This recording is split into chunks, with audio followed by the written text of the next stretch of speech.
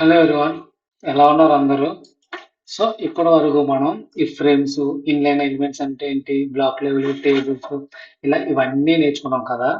So ఇప్పుడు మనం ఏం చేద్దామంటే హెచ్టిఎంఎల్ యూజ్ చేసి ఫామ్స్ ని ఎలా క్రియేట్ చేయాలి.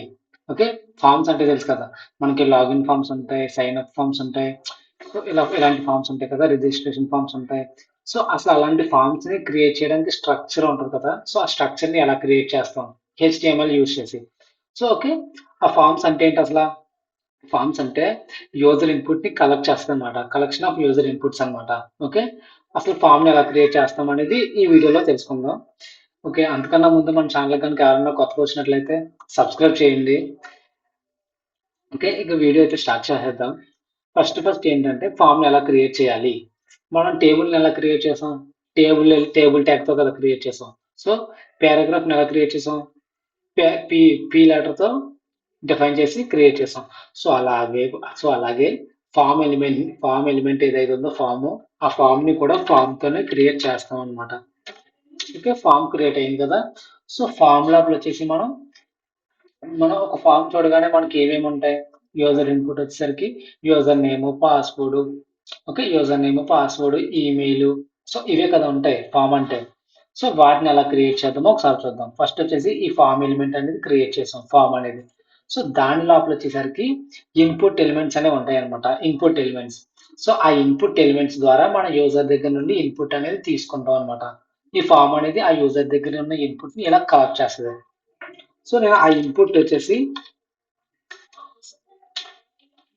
ఒక ఇన్పుట్ ఎలిమెంట్ ఏదైతే ఉందో ఆ ఇన్పుట్ ఎలిమెంట్ కి టైప్ అనే యాట్రిబ్యూట్ ఇవ్వాలి.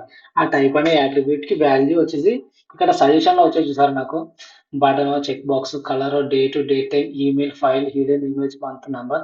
సో ఇవన్నీ చూసారు, ఇంకా చాలా ఉన్నాయి. ఇవన్నీ కూడా ఈ ఈ ఫామ్ ఇన్పుట్ యొక్క టైప్ యాట్రిబ్యూట్ వాల్యూస్ అన్నమాట.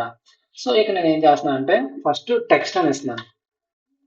ఓకే, టెక్స్ట్ అని ఇచ్చాను, ఇది క్లోజ్ చేశాను. దీనికి కూడా ఇన్పుట్ కూడా ఎటువంటి ఎంటర్ ట్యాగ్ అనేది ఉండదు అనమాట. ఓకే, దాన్ని క్లోజ్ చేశాను, సేవ్ చేశాను. ఒకసారి అసలు ఆ ఇన్పుట్ టెక్స్ట్ అనేది ఇస్తే ఫామ్ అనేది ఇప్పుడు మనకి ఫామ్ చూసుకున్నాం అనుకో, మనం ఫామ్ అనేది ఎలా ఉంటుంది? ఒక రెక్టాంగులర్ బాక్సే కదా ఉంటుంది, చిన్న హైట్ తో ఒక రెక్టాంగులర్ బాక్స్ అనేది ఇక్కడ వస్తుంది. సో అది ఎలా వస్తుందో ఒకసారి డిస్ప్లే చేసి చూద్దాం. ఇక్కడ వచ్చింది సరే ఫామ్ అనేది. సో మీకు ఇంకా క్లియర్ అర్థం కోసం ఒక బ్రేక్ అనేది పైన బ్రేక్ పెడతాను. సో నాకు స్పేస్ కోసం, అంటే క్లియర్ గా కనిపించడం కోసం. అలాగే ఈ ఫామ్ కింద కూడా బ్రేక్ అనేది సేవ్ చేసాం కదా. ఓకే, అలాగే ఫామ్ కింద కూడా బ్రేక్ పెడదాం. ఒక 2 బ్రేక్స్ అయితే పెడుతున్నాం. ఆ బ్రేక్స్ అనేవి ఎందుకు పెడుతున్నానంటే నాకు కొంచెం గ్యాప్ నీట్ గా కనిపించడం కోసం మాత్రమే. ఓకే, ఇప్పుడు చూసారు ఇది కొంచెం నీట్ గా ఉందా? ఇదన్నమాట మనకి ఏదైనా లాగిన్ ఫామే కాదు, సైన్ అప్ ఫామే కాదు, ఇదే విధంగా కదా కనిపిస్తుంది మనకి ఫామ్ అనేది. ఇక్కడే కదా మనం ఇందులోనే కదా టైప్ చేస్తాం ఏమైనా సరే. సో ఈ విధంగా టైప్ చేస్తాం అనమాట. సో ఇదే ఇన్పుట్ ఎలిమెంట్ వచ్చేసరికి మనం ఇది యూజర్ నేమ్ అనుకోండి. సో అక్కడ ఎటువంటి టెక్స్ట్ అనేది లోపల లేదు కదా. సో అక్కడ ఆల్రెడీ మనకి కొన్ని కొన్ని కొన్ని ఫామ్స్ చూసినప్పుడు ఆల్రెడీ అక్కడ ఒక ప్రీ ఫిల్డ్ గా లైక్ ఆ బాక్స్ ఏదైతే ఉందో అది దేనికో చెప్పుద్ది కదా. Like enter your user name, enter your password, enter your email. So ఈ విధంగా మనకి కనిపిస్తుంది కదా ఇలాంటి బాక్స్ లో. సో దానికోసం మనం ఏం చేస్తామంటే ప్లేస్ హోల్డర్ అనే ఒక అట్రిబ్యూట్ తీసుకొని, సో నేను అక్కడ రాస్తున్నాను అనమాట, like enter your name. Okay, save చేశాను. ఒకసారి అక్కడ మీకు ఆ ప్లేస్ హోల్డర్ అనేది ఏం చేస్తుంది ఒకసారి రన్ చేసి చూద్దాం. చూసారు ఇక్కడ సేమ్ మనకి ఇదే కదా, లాగిన్ ఫామే కాదు, సైన్ అప్ ఫామే కాదు, ఈ విధంగానే కదా కనిపిస్తుంది. బట్ కాకపోతే ఆ బాక్స్ అనేది కొంచెం స్టైలిష్ గా ఉంటుంది. సో ఆ స్టైలింగ్ అనేది మనం సిఎస్ఎస్ లో నేర్చుకుంటాం. ఇక్కడ వచ్చేసి ఏంటంటే స్ట్రక్చర్ ఏంటి, అసలు ఆ బాక్స్ అనేది క్రియేట్ చేయడానికి హెచ్టిఎంఎల్ లో ఉన్న ఫామ్ ఎలిమెంట్స్ ఏంటి, అది మాత్రమే మనం ఇక్కడ తెలుసుకుంటాం అనమాట. ఆ ఎంటర్ యువర్ నేమ్ అని ఉందా, సో యూజర్ చూడగానే ఏంటి, ఓకే ఈ బాక్స్ లో నేమ్ అనేది ఎంటర్ చేయాలనేసి అక్కడ ఓపెన్ చేసి, సో అక్కడ మనకి నచ్చిన ఒక నేమ్ అనేది ఓపెన్ చేస్తాం. సో ఇదంతా రిమూవ్ చేస్తే సేమ్ యాజ్ ఇట్ ఆ ఎంటర్ యువర్ నేమ్ ఏదైతే ఉందో అదే ఉంటుంది అనమాట అక్కడ. ఓకే, సేమ్ నేను దీన్నే కాపీ చేస్తున్నాను, నేను దాన్నే కాపీ చేస్తున్నాను, కింద పేస్ట్ చేశాను. సో ఇంకొక 2 పేస్ట్ చేశాను అనమాట. ఓకే, ఇక్కడ వచ్చేసి నేను ఏం చేస్తున్నానంటే ఆ టెక్స్ట్ కదా, నాకు టెక్స్ట్ వద్దు, యూజర్ నేమ్ అయిపోయింది కదా, ఇప్పుడు పాస్వర్డ్. ఓకే, పాస్వర్డ్ సేవ్ చేశాను. ఇక్కడ వచ్చేసి నాకు నంబర్ కావాలి. ఆ బాక్స్లో ఓన్లీ నంబర్ మాత్రమే టైప్ అవ్వాలి. నంబర్. అండ్ ఇక్కడ వచ్చేసరికి ఈమెయిల్. ఈమెయిల్ సేవ్ చేశాను. ఒకసారి ఇక్కడ రన్ చేసి చూద్దాం.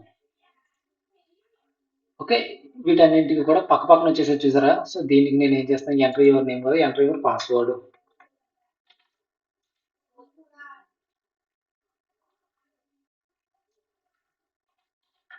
Okay, enter your password.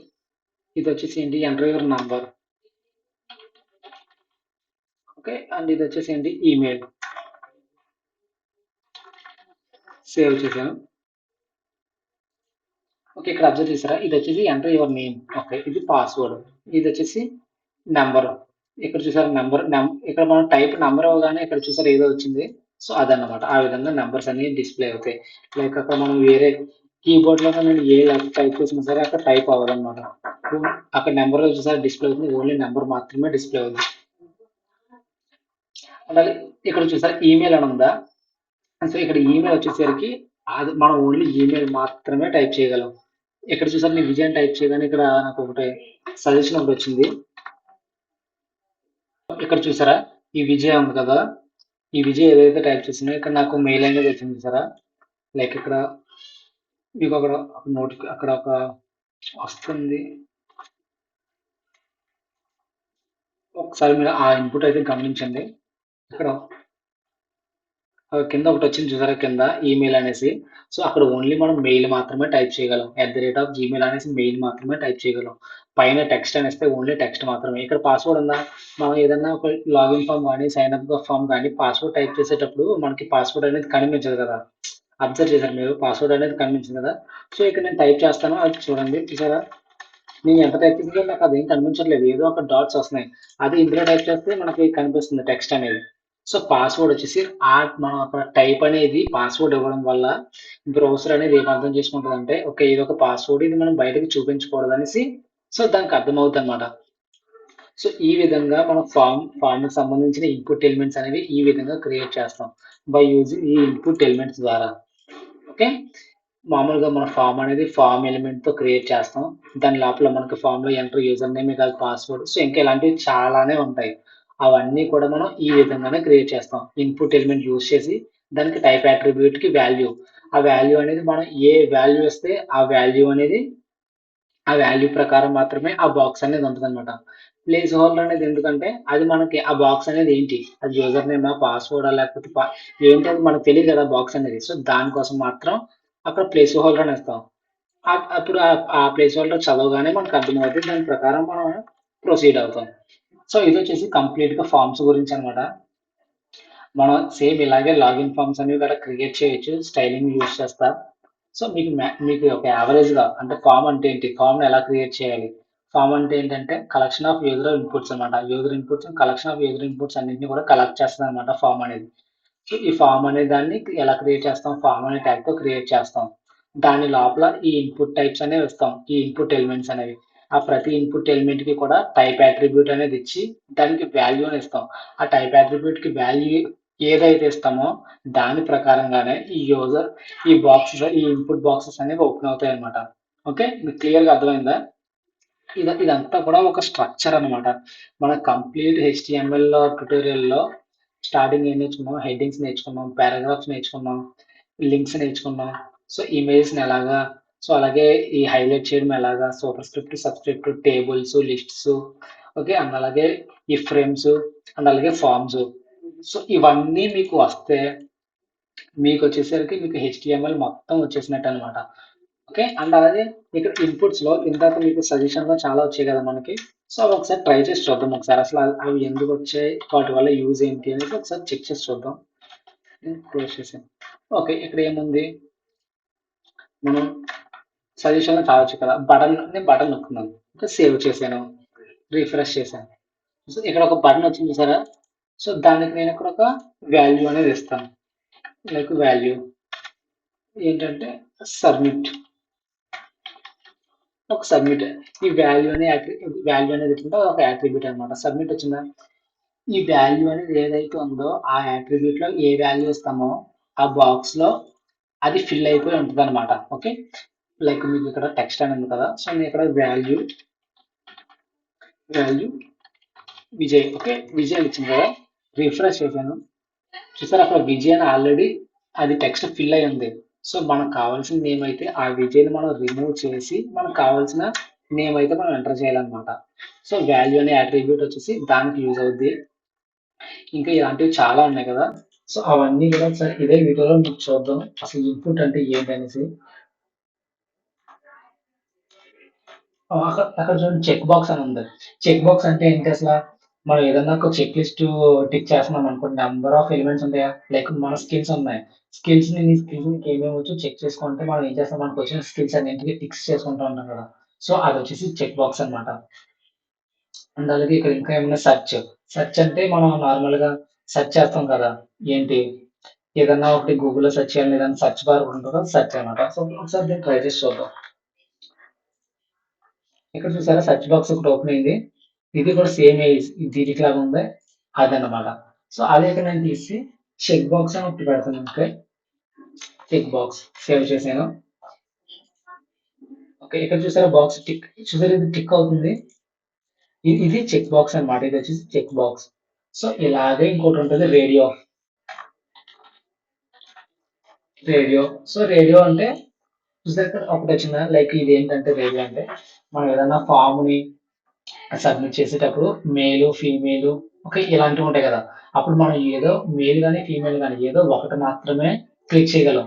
ఏ అదే చెక్ బాక్స్ అనుకో మల్టిపుల్ క్లిక్ చేస్తాం. రేడియో అయితే మనం ఏదో ఒకటి మాత్రమే క్లిక్ చేస్తాం. సో ఇలాంటివి మీకు చాలా ఉంటాయి, ఇలాంటి టైప్స్ అనేవి. Colour, date time, email, file. So file అనేది చెక్ చేద్దాం ఒకసారి ఏం వస్తుందో. సేవ్ చేసాను, రిఫ్రెష్ చేసాను.